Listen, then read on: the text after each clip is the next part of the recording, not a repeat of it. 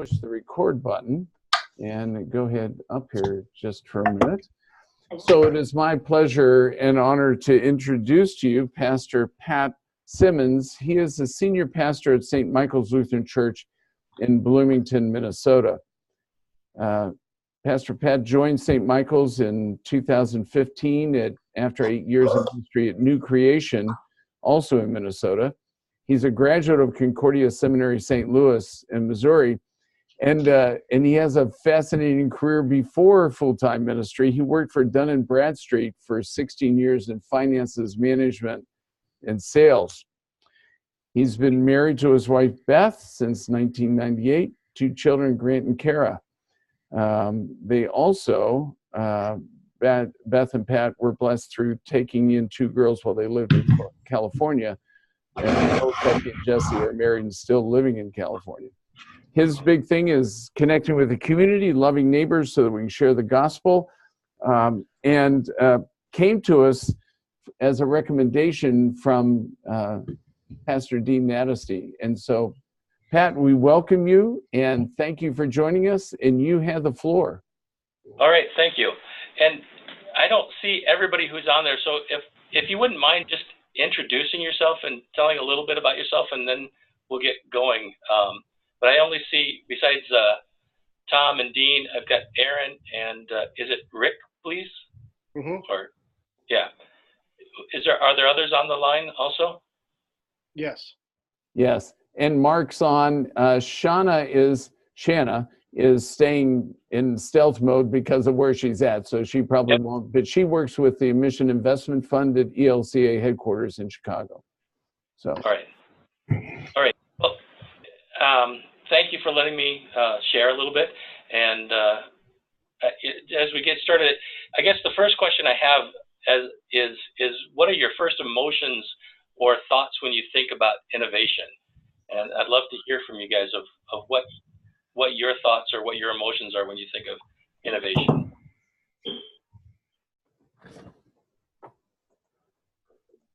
I'll go. I think it's both exciting and scary. Like, I love doing things, different things, getting outside, thinking outside the box, trying something new. But there can also be, it's such a buzzword nowadays, especially in the business world, I think. And sometimes people sort of get, I don't know, innovation high, and it feels like innovation for innovation's sake. So that makes me a little nervous sometimes. Okay. Anybody else? I'm very much attracted to innovative types. So I find it incredibly stimulating to be around people who think along those lines. It's very different, of course, when you bring it to your own home shop and try to do ministry in an innovative, and that's more than change. So I see this on the scale, I don't know, there's some scale where you're high up on the ladder when you talk about innovation. Obviously, there's risk involved and different types of resources, but I tend to really welcome innovative types around me. I think the point you made about innovation being different than change is a major point in this. Innovation and change.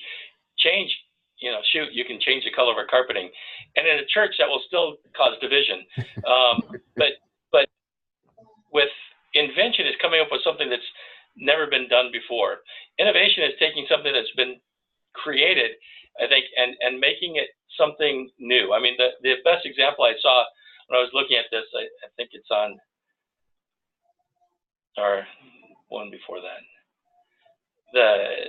When I was looking it up, just getting some ideas and discussion, they talked about the difference between invention and innovation. With the telephone was an invention. The first cell phone could be considered either invention or innovation, but when you get into smartphones from cell phones, you're talking about innovation. It's something different, but it's not completely new. It's that tweak that makes it something that you've never done with it before, and yet it's not it's not a brand new thing. And because when we're talking about innovation, I think you have to have a kind of a groundwork of what you're starting with. What do you consider innovation? Because you're right, people will consider change innovation, and change doesn't necessarily mean it's innovating. It just means that it's something different. But in a church, that still can be enough to cause division within the body there. Does anybody else have an idea or something they'd like to share about their first thoughts or feelings with innovation? Pat, Tom here. This is really an interesting question. So one thing I didn't talk to you about, but while I was president down in Concordia, Texas, we actually sold our campus and moved it and bought a new one. So in one sense, that was change. I mean, we did the same thing in the new place. We still taught classes, awarded degrees. So there was that component of it that was still the same. So it was a change in place, not a change in mission. I think how we did it, though, was innovative. It was not a typical way to approach a problem like that and how we might end up. So does that make sense? And one way, Yep. The whole thing was change, but another way, how we did it was innovative. Well, and can I ask, when you made that change, the innovative part of it that is curious to me is was there a purpose behind why you would change locations? Because change, there's usually a goal or a point that you're trying to attain to with innovation. Because and we'll get to that as we go, but one of the major things that you have to have, I think, with innovation is what is your end goal involved? Do you have a mission or a purpose involved behind innovation?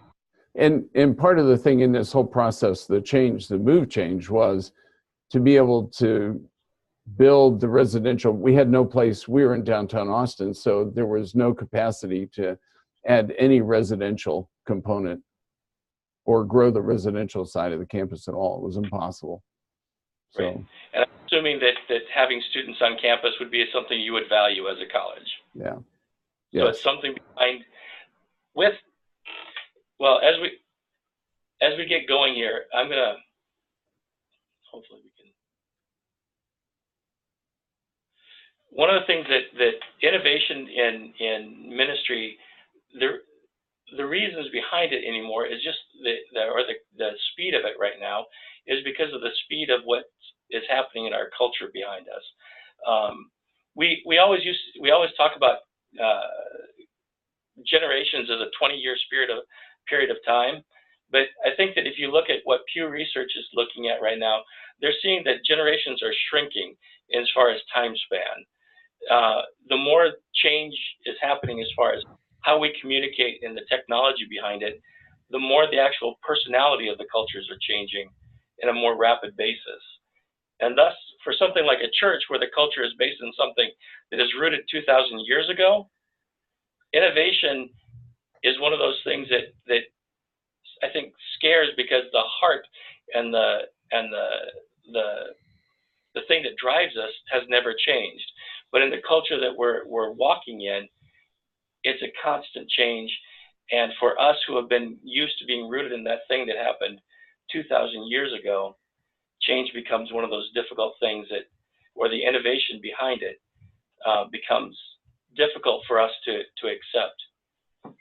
So when we're talking about innovation, the question that starts with is, how do you determine what changes or what innovations are appropriate and necessary?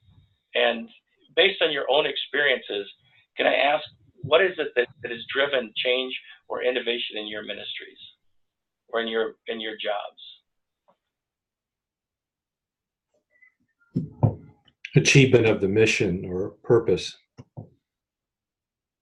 Does it move us forward in our mission? Right. I would say limitations. There's some sort of limit that spurs creativity.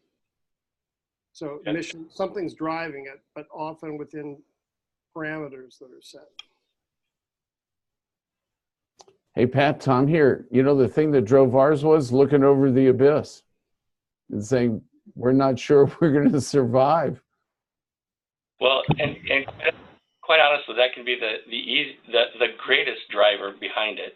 And I'll get into my own background a little bit, but one of the things that I think that as we look into what is it that drives us behind this. Dean mentioned what is our mission, what is our purpose. As you consider innovation, there has to be a set goal that you have, a mission and a purpose that is so well established and so well known within your congregation or within your ministry or within your organization that everybody knows that the ultimate end goal is that mission.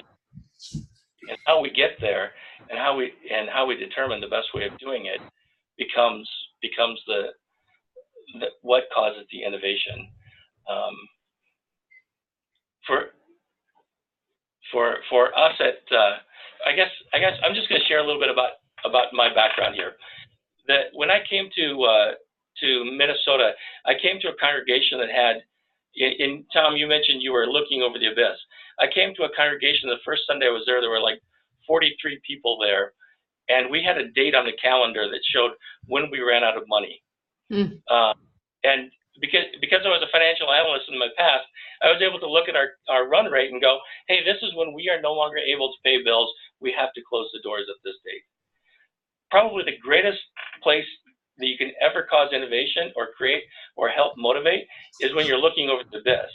When people are knowing that we don't change, we're not going to be here, innovation becomes easy. But because they know that they want this organization to survive. The difficulty is when you come to a place that's healthy and that can survive, and you still see we're not meeting our goals, or we're not driving to the future that we have in store or in mind, and how do we go about doing that? That's the one that becomes more difficult because, and my perspective is in a church that all kinds of fears and all kinds of obstacles come up that block the way. As we get started, I think I'd like to talk about the obstacles behind it, because the obstacles also talk about what's the atmosphere that needs to happen in your organization to cause innovation or to permit innovation versus because a lot of times it's not. There aren't specific answers for what you should be doing for innovation, but there are things that we could be doing to create an environment for innovation. Which can I insert a question as you're doing that? And you don't have to answer directly. You can play into this later on. But in giving even my answer, but hearing the other ones, I'd love to hear how you interpret Lutheran history from your topic, innovation, because Luther was not looking over the abyss when he innovated. He was critiquing the system and right. deeper in his critique. So is there something about the Lutheran history, especially the early years, which helps frame anything about innovation as far as your experience or the way you see it? Well, I would say that when you think about the mission, Luther so much wanted to bring the gospel back to the people and wanted to bring the masses to hear about grace, about mercy, and not about works and not about. So yeah, innovation in Luther's context was basically bring it back to what is our mission, what is our purpose. The changes that he wanted, he wasn't looking to start another church, and he hated the idea of a church being called Lutheran. But the idea was he had a sole mission, a sole purpose of this is what we're about. We're about the gospel of Christ. We're about grace. So yeah, I would say that Luther, gives us that history of innovation, because he wasn't trying to do revolution. He was trying to do innovation. He He was trying to bring us back to that purpose and change how we did ministry so we could get back to the heart of what is of the gospel. So I would say that it's part of our history and our culture. But it's a part of our history and culture that, probably because of the 100-year war afterwards and all the pain and suffering that went with it, it doesn't take long for us to get comfortable with where we are and to go, well, we've made the changes necessary and now we're comfortable, and let's stay where we are. One of the things I think is important is that in innovation, we are always supposed to be content, but never comfortable. And I think sometimes we've lost Luther's passion for how do we bring this gospel to the community. I mean, think about when Luther writes the New Testament in German, he's bringing the gospel to the masses that was never done before. And the church before had always said, no, we need to explain it to them.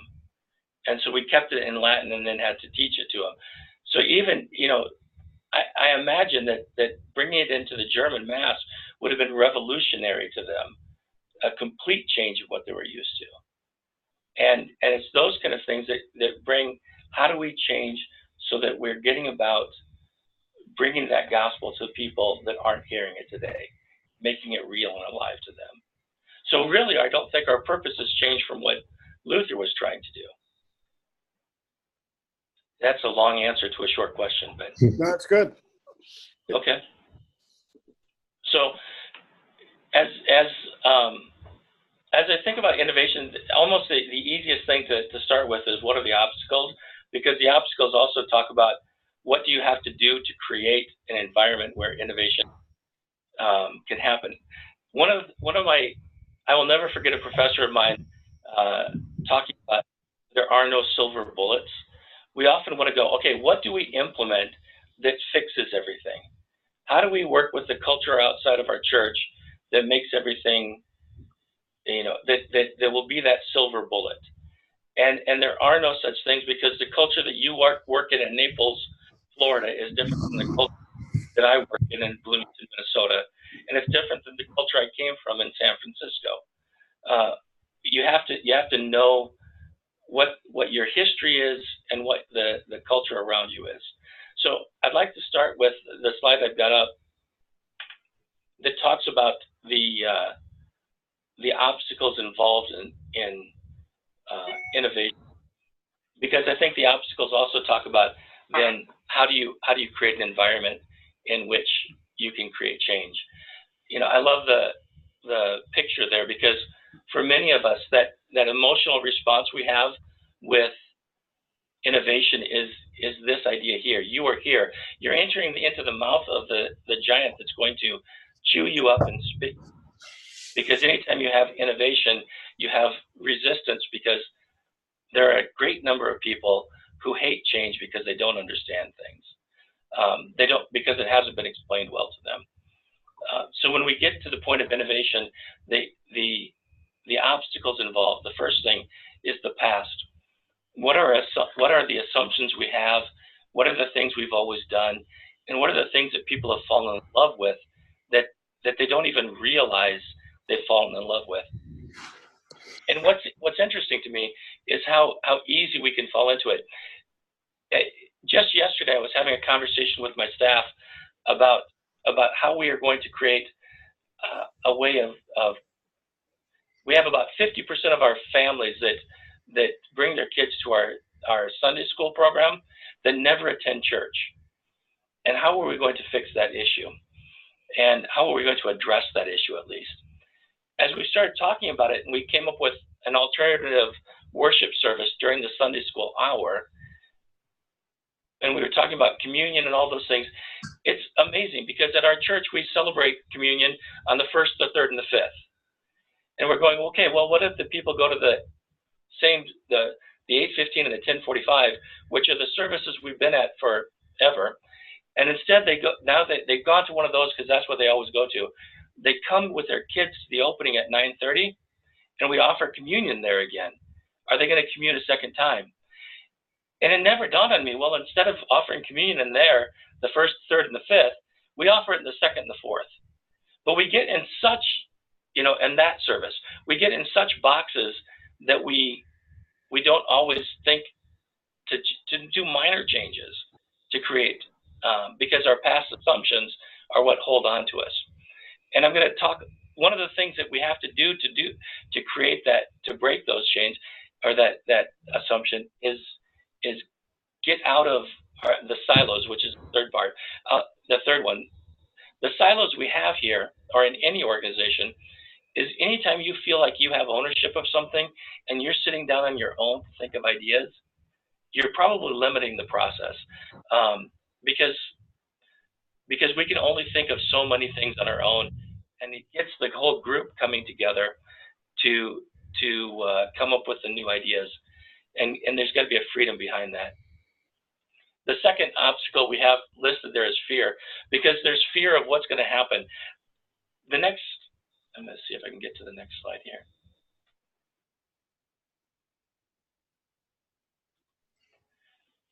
The fear is a major issue in any kind of a change, because people are afraid of what's going to happen and what they can't control.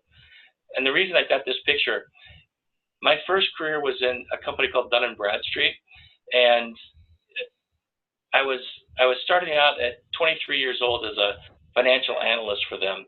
Most of the people that were in the office that I was working with had been with Dun & Bradstreet longer than I had been alive. And so I was the brand new guy on the team. When I started there, they were in the office I was at in Milwaukee, Wisconsin.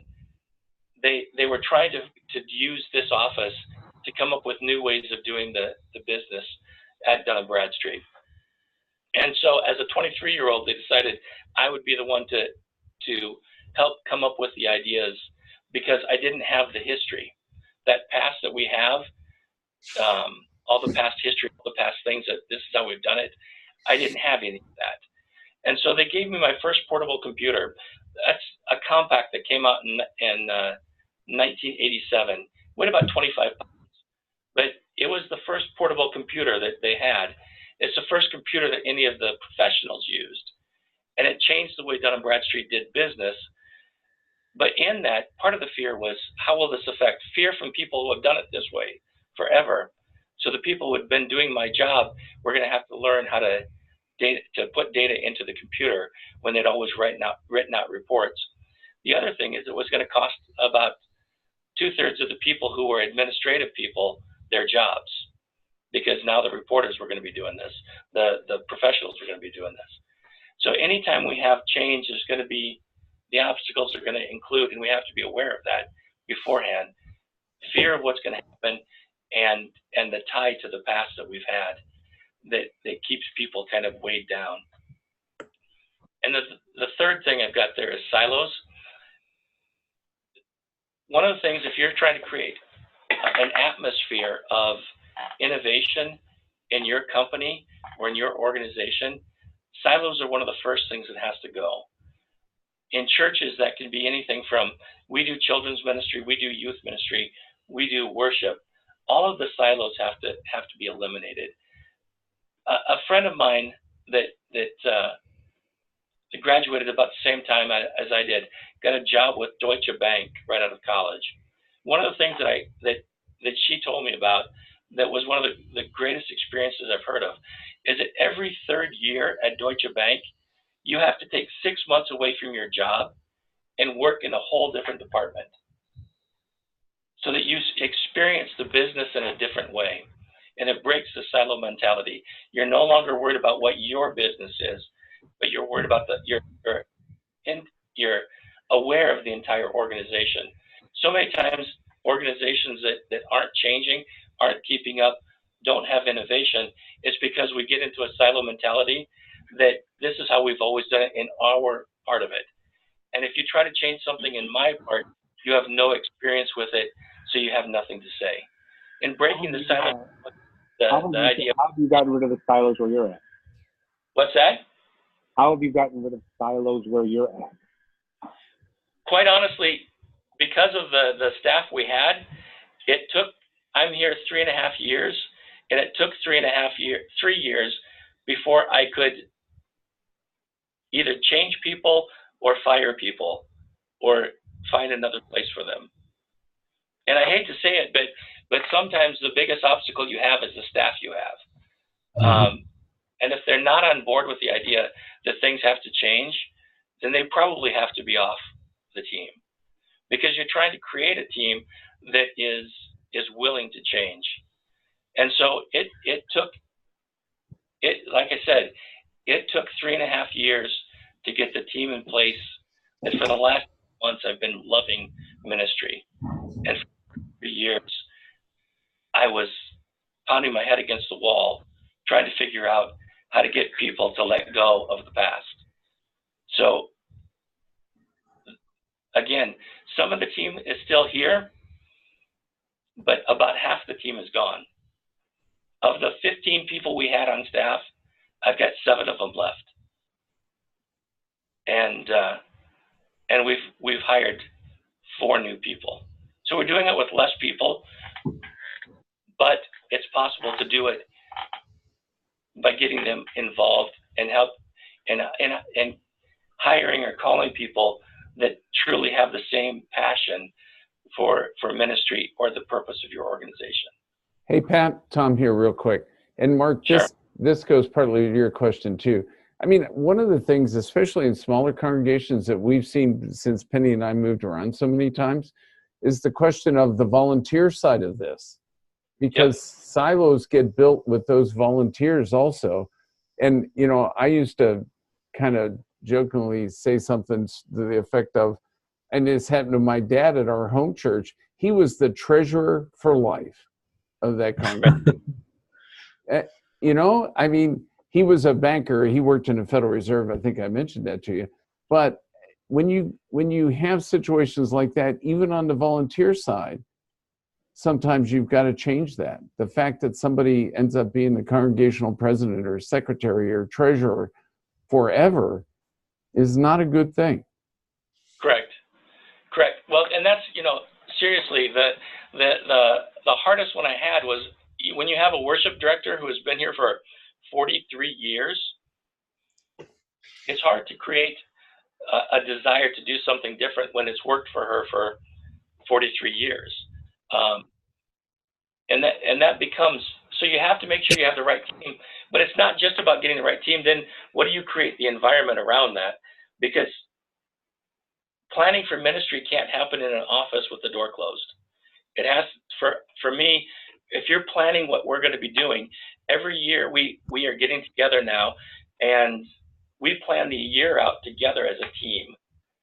And that includes, you know, the children's people, the ministry people, the adult discipleship people.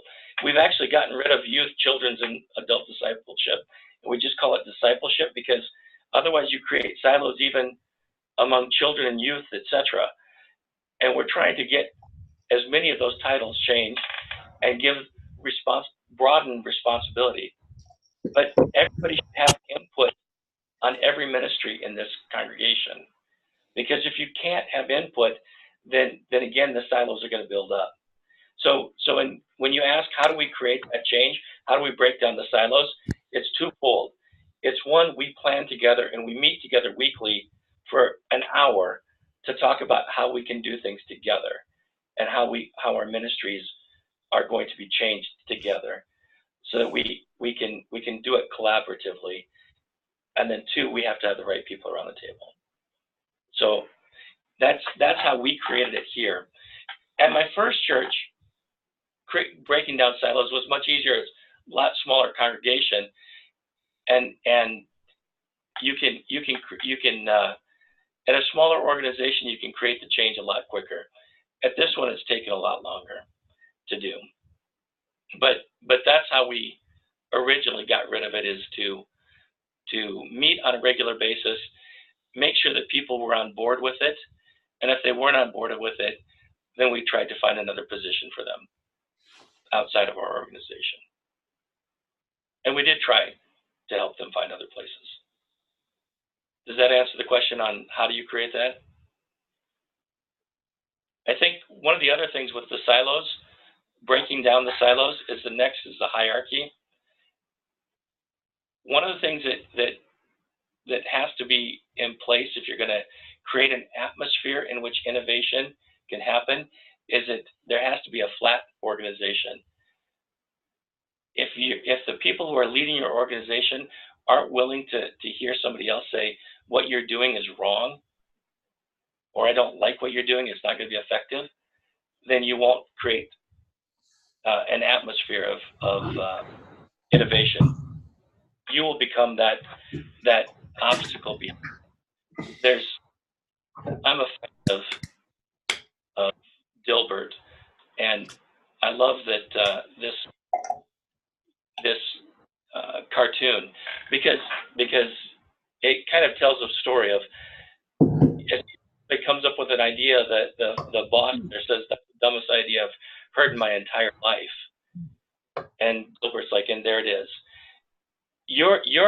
How the leadership of your organization accept pushback, your ego has to go away. You cannot have an ego if you're going to have change or create an atmosphere of innovation, because oftentimes our ego is attached to the things that we've come up with, and if anybody tries to challenge what our ideas are, and we then become defensive of it, we will shoot everybody down and we will shut everybody up in a heartbeat. So when you were talking about how do you break down those silos and create that free flow, the first year we planned out the year in advance, which was my second year here, my third year here, was the first idea we took off the calendar was an idea that I had come up with my first year. And it wasn't doing the things we wanted it to do. And we evaluated, or I had evaluated, and it said, I thought it was a good idea. It's not working. Let's take it off the board. My ideas are wrong, or it didn't work here. It's important that the hierarchy is willing to be humble in that, and willing to be open to hearing feedback, even on the things that they champion themselves. Because a lot of your ideas will come from the volunteers or from the people who are in contact with people on a daily basis in your congregation. One of the obstacles is often our own lack of empathy for our customers. In our case, our members. For our congregation, in creating change, one of the biggest obstacles we have is creating empathy for what the new generations are going through. And here, what the meeting we had yesterday was about creating a service at 9:30 so we can get those parents who aren't going to worship because we don't have something during Sunday school hour. One of the things that we're finding is that the next generations are only willing to give an hour a week to your church, my church. And so how do we do that? Well, we've never offered children's church before because we want our children to be in church and in Sunday school. And oftentimes the mentality has been, well, they should be taking their kids to both. They should see worship as important, and they should see Sunday school as important. Why? Because it was important to us. But the lack of empathy, of understanding where they are, creates a barrier for them to be fully engaged. And we have to try to see things through our customers or our end users' eyes versus our own desires, where we would like to see people fully committed to both the education hour and to our worship services. That for them is not important.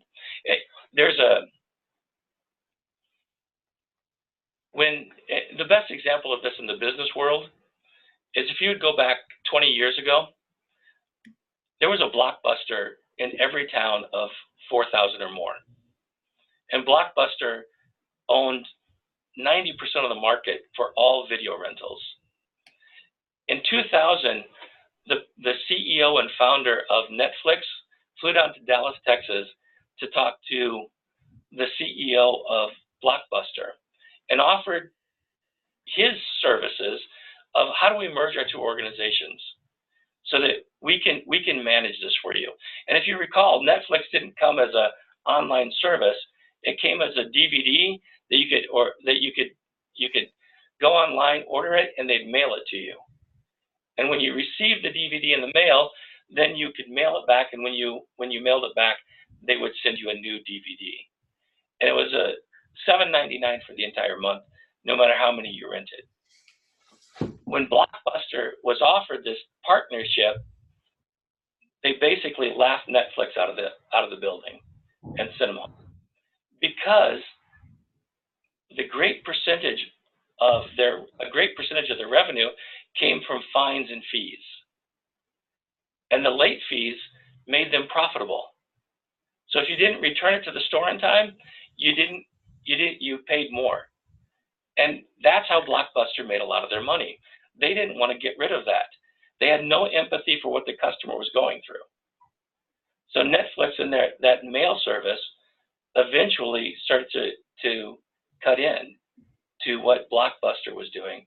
And then when they came to online streaming, Netflix had already had a loyal customer base and drove Blockbuster out of the last Blockbuster actually closed about 6 months ago out of Alaska, because they just never had empathy for their customer.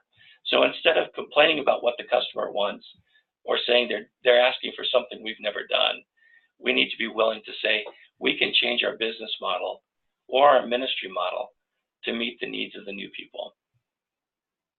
The next obstacle I have is lack of buy-in, and that's primarily communication.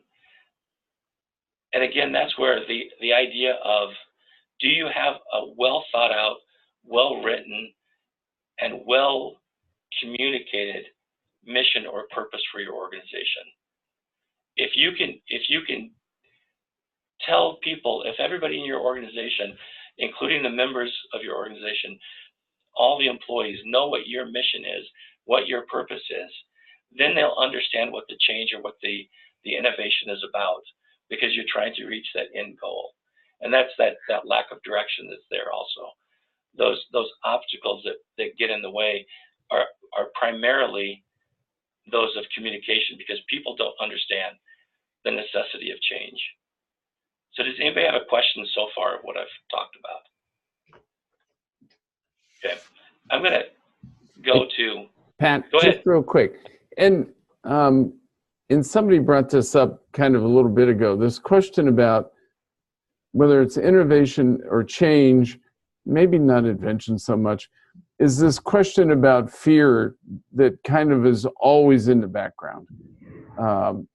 And some of that may be irrational, but lots of it is rational. I mean, people are going to fear for their jobs, or their identity is so wrapped up in a particular role or way of doing things. I mean, does a group have anything? I mean, how do you mitigate that? I'm not sure. I don't know. I think it's an important question, Tom. I was trying to think of who was the woman, the HR person who designed a customer-focused approach to HR out on the West Coast, and she basically used issues like vocation, but it was such a radical focus on serving the customer that often that created insecurity in the staff, because constantly the organization had to let people go or bring people on based on service, who was in the best place to service their clients. And they used the football metaphor of an NFL team constantly bringing in new talent to get the job done, to get the mission, to win, which was wonderful for the organization in fulfilling its mission. But it did create a lot of insecurity in the staff, because to be customer focused and not staff focused, and HR is usually staff focused, wow, that creates insecurity. So I'm just trying to build on your comment, Tom, that if we are truly customer focused and our membership in the neighborhood, serving the neighbor, that will logically create some insecurities in the staff as we make changes to better serve the neighbor. Would you agree, disagree, and then how would you respond? How do you deal with staff as well? Pat? Well, so how do you deal with the insecurity that's caused by that? Yes. The first is to make sure that, again, the staff you have has to be willing to see their job as to reach the end goal of what your mission statement is. Nobody here should have the idea that my job is to make sure that the Sunday school program runs smoothly, or my job is to make sure that we have excellent music for our worship services. If that's what their ideas are, then they get into, again, a fiefdom of, this is what I'm doing. All of this should be pointed at, we are trying to create an environment within our service, our worship service, in which our customer can experience some sort of a connection to the Lord, so that we can grow them in that relationship, that they feel welcome in that they feel like they're not being, part of ours is welcoming and loving. We try to create an environment in worship that is comfortable enough that anybody that walks in who hasn't been in the church is going to be comfortable in our place. That doesn't mean that, okay, if you've played the organ forever and that's not necessarily the style of music that people are listening to, that you're trying to hold on to that, but you're trying to create an atmosphere and an environment that reaches the end goal of caring for the customer. That was my point. I found her name. Her name's Patty McCord. She was actually the HR person for Netflix. And Okay. So if you couldn't deliver on serving the client, you were out at Netflix. I mean, they demanded excellence. And to be kind of honest, I don't think that's normally the culture we establish among church staffs. It's not. It's not. And maybe it's because of the 16 years at Dun & Bradstreet, that at the first office I took over in management, I had a team of 17 people, and we ended up with 8 after about 8 weeks, and we rebuilt the team. Because I do think that there is a need for people to be on board with where you're going. And sometimes we have a tendency to hang on to people because, well, here at St. Michael's, again, we've had a large turnover here. And yet there's a lot more joy in the staff we had than there was when I got here. Because people weren't happy because the church was struggling for a lot of reasons. Now there's joy involved in that we have a common purpose and a common goal. And the people who are here feel secure in the job because they've bought into the common goal. So when Netflix is saying that they'll, if you can't deliver it to the customer, that you don't have a job here, I don't know that that's necessarily wrong. And my reason behind that is that I think that if we have a concept of vocation that says that our job is to care for our customers who are our members and the lost outside of our building, and we don't feel like we're doing it, we're not going to feel very good about ourselves anyway. Sometimes I'll never forget a conversation I had with I remember the guy's name. It was 30 years ago, but his name was Steve Dufresne. I'm guessing you're never going to run into him. So I can share that.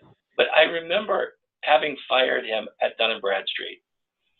And then in a very awkward situation about 8 months later, getting into an elevator, and there standing with me was Steve Dufresne.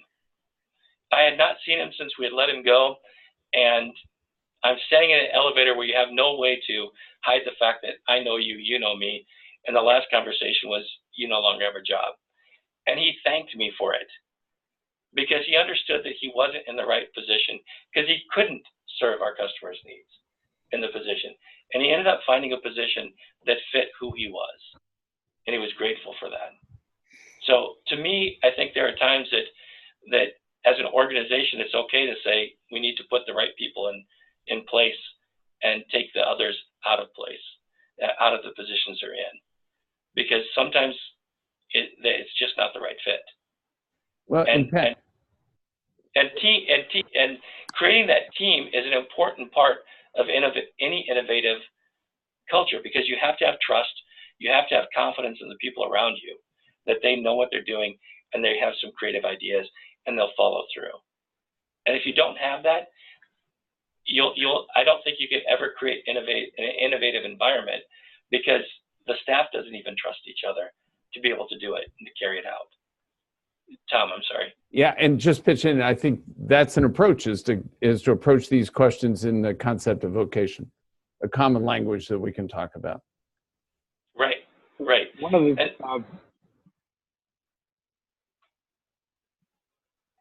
I'm sorry, was somebody asking a question? yeah, I was going to say something. I was a little reading on the Blockbuster Netflix thing, and I had an insight. You asked earlier what motivates us to do innovation, and we said, there's a bunch of different reasons. But as I read this article, it said, Blockbuster, loved their business model, but they believed in it so much that they were unable to see the opportunities as they arose. And one of their opportunities was the late fees. The very thing that we think is a negative, like people don't pledge anymore, people only give an hour a week, all the things that we often put into the negative column actually become opportunities for innovation, which I've never thought of it that way. I mean, I've probably said these are opportunities, but I never thought of it as an opportunity for innovation. If pledging isn't working, okay, that is an opportunity to innovate, not something new, but to change how we're doing something. So I don't know. It was just an insight reading this, that they missed the opportunity because they saw it, they loved their business model, and they had no empathy for their customers, who basically thought late fees stunk. Right. Well, and it's interesting because they didn't have the empathy for the customer. Their business model was working. They were pulling in all kinds of profits, and the money that they made on late fees became critical to them. And they weren't, if they could have seen the switch, they may not have been able to see the technological switches that were going to happen that made Netflix just, when you start streaming it, you have no way to compete against them. But for them to just, for the same thing for us, we're dealing with that whole idea of pledges right now at our church. How do we go about doing that? The percentage of people that give pledges, do we guilt them and shame them? And which is our tradition, at least here. Or do we go, you know what, there may have to be a different way of doing this. Church membership, that's part of our history and tradition. I have to confess, I've joined 3 churches in my life. I was elected president of a church out in California, and before I was elected president, they said, you're not a member here, you should probably join. And then after I was ordained, I became members of the 2 churches I've served. But I would never join a church probably, because to me, membership doesn't mean much. But for a lot of churches and organizations, that's just part of our culture. And so we pressure people to sign the paper. We have to start thinking about what is the purpose behind why we're doing what we're doing. And is it more to have a person, do they really have to go through a class and sign the paper? Or is it their commitment to the ministry that we're asking for? And for me, I was never willing to go through the class except for when I had to. Hey, But, Pat, Paul Hansen's got a question for you too. Just put that in the queue. Yeah, thank you, Pastor. I work at a seminary, and we went through a long process of asking who is our customer, if you will, or our constituent. And the 2 biggest ideas, one group said it's the student, and the other said, no, it's the congregations who will call our students. And it turned out that mattered quite a bit for all the different kind of innovations and decisions that were made. The people who were focused on the students had one idea, and people who said, no, it's the congregation that we really have our eye on had other ideas. And so I'm wondering about, you said your staff understands that the members of the congregation are the customer. If I'm joining a congregation, there's probably a tension inside of me. Am I the customer, and therefore I'm going to sit back and wait for the staff and the worship leaders and stuff to please me, or am I vocationally there to serve people who aren't in the congregation? And I get it. I've been in your shoes, and congregations are usually fairly conflicted about that. You know, they haven't decided if it's if one is the customer or if they're the customer. It might be a little hard to get traction when that's in play. It's not really a question, just some. Well, I agree with you, Paul. When I first came here, the members were the customer. The church had a huge split. They had gone from 1,200 people to about 650 in after a pastor who had served them for years had a problem. And so at first, my customers were the members here to try to bring healing here. At this point in time, I would say our customers are the lost outside of is the community around us. And and getting that mind shift of the members here has been the challenge. Kind of like that mind shift of, is the student our customer, or is the congregation? For me, at least, my perception of what you would be thinking of is that the congregations look like this and we're supposed to serve them in this way. I don't think that would be my goal. My goal would be, how do I serve these students become the pastors for the world that is changing around them? Right. So for us now, we finally started to get the congregation to buy into the idea that they aren't our customer, that the people outside of our church are our customer. The best example of that, we're going through a call process, and we have a non-member on our call team who doesn't attend our church because we're trying to get somebody that looks different than us to give input on that. And to some people in our congregation, that's really painful that somebody else would have a vote on who we'd possibly call as a pastor, and while a member that's been here forever wouldn't. And how do we make that change with our constituents? The easiest way is, quite honestly, I just start talking to the parents and the grandparents about how many of you have children and grandchildren that have become completely disconnected from the church. They're not willing to change for their own sake, but they're probably willing to change for their children and grandchildren. And we would hope that other churches out there would change for our children and grandchildren that would move away from our area. So we have made that transition on our staff now and with the congregation. And I don't have complete buy-in with the complete congregation at this point in time, but they're getting there.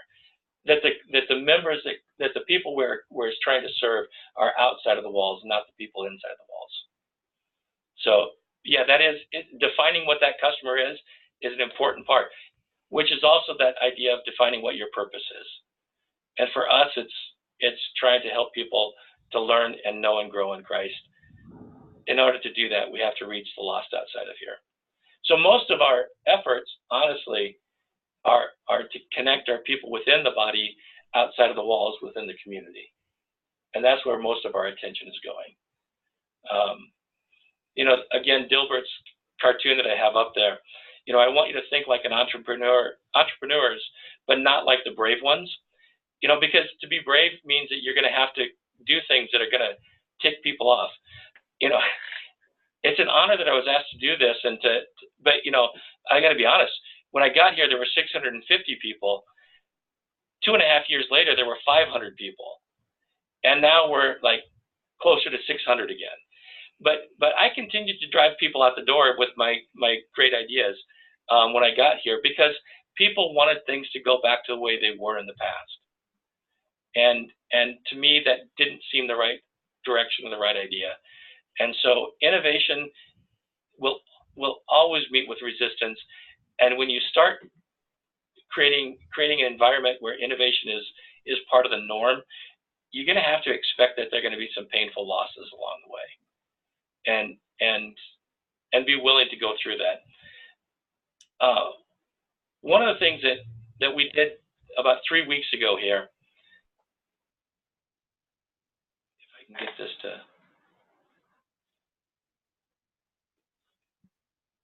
I'm going to stop sharing here for a second and see if I can get this to come back up. Okay, there. One of the things we did about 3 weeks ago here is we met with, as a congregation. Are you still with me? Mm-hmm. Okay, good. My screen just kind of did something. I want to make sure that, there we go. We met with our congregation to talk about what we should be doing in the future. We asked as many people as willing, and we got about 12% of our worshiping population to come, which I was thrilled with, to be quite honest, on a Saturday morning, to talk about where we're headed in the future and what changes are appropriate and necessary. We use the word changes and not innovation, probably because I didn't want to have to explain innovation, but what are the things that are necessary?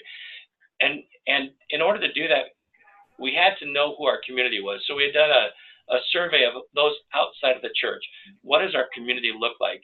And we found that a lot of the people that we're going to be trying to serve in the future, outside of the walls of this place, they're becoming the next generation, that 40 years old and younger, where a third of our people are 65 and older. So we started talking about and educating our people about what does that community look like. And for us, we found that the next generations are socially conscious. I don't know if you've ever heard of Bombas socks, but for every sock that they sell, they also donate one to homeless shelters, because homeless shelters are in need of socks. They're socially conscious. I also talked about the whole idea of work-life balance. One of the things that's changing in our society is this is the first generation that's not going to be as wealthy as their parents were. And so they're cutting back on the focus of work, and they're trying to be more connected with their kids. And fathers today are spending 3 times more time with their children than the fathers in the 1970s. And then the other is the time is valued. They value their time a lot. So now you've got Dollar Shave Club for Men, or you've got people that are ordering your groceries in from to be home delivered versus going out grocery shopping to save that hour. Understanding who it is you're trying to serve and what their needs are helps you to create the innovation. So for us, what that meant is if they're trying to spend more time with their families, how do we create an environment in which our children and our parents and their families are connected and they can serve together? How do we create an environment? This is that worship service at 9:30 when their kids are in Sunday school, where time is valued. How do we cut it down so they don't have to be here for 2 hours a day? That they can actually spend time with their kids and be at a worship service. The other, let me see if I can find that again. Socially, how do we create environments in our church in which we're serving those outside of the walls of this church?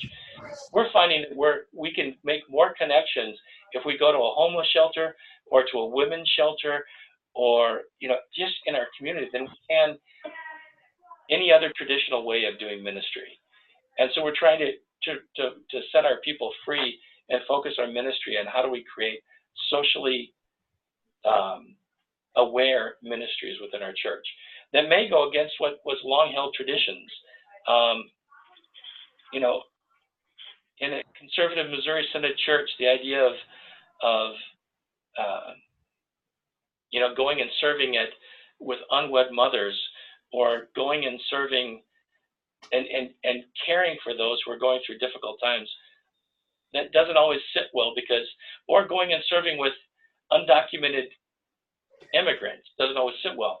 And yet we have issues with that in our communities. And how do we serve those people? Being socially aware and socially conscious. It's not what necessarily the members of my church who are here want to be doing, but it's what our community is doing.